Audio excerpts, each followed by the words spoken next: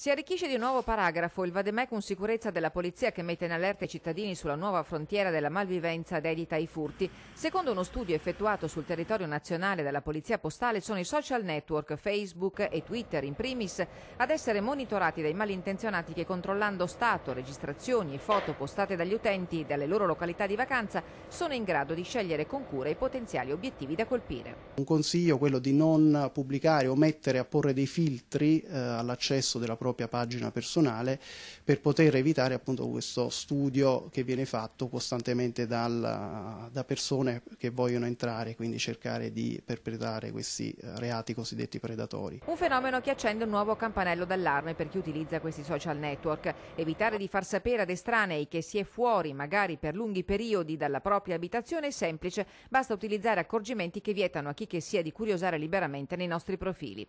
I furti, specie in appartamento di questi tempi, sono in crescendo nella nostra provincia. Il questore di Belluno ha rafforzato i controlli del territorio e rinnovato attraverso i suoi collaboratori i consigli anti-intrusione.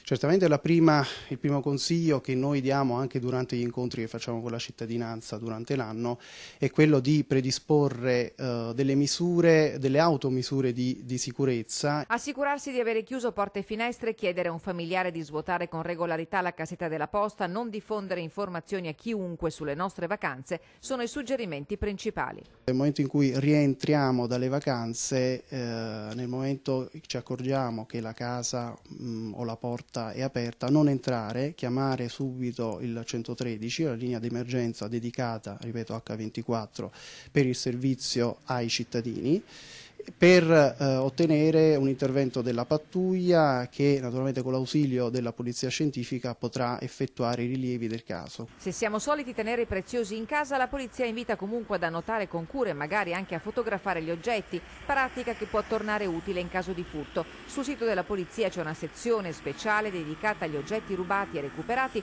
dove vengono pubblicate con regolarità le foto della refurtiva rinvenuta a seguito di sequestro. Attraverso questa visione online il cittadino può ricostruire la proprietà di questo oggetto e quindi recarsi negli uffici di polizia mediante una dettagliata ricostruzione e descrizione dell'oggetto si può risalire alla paternità.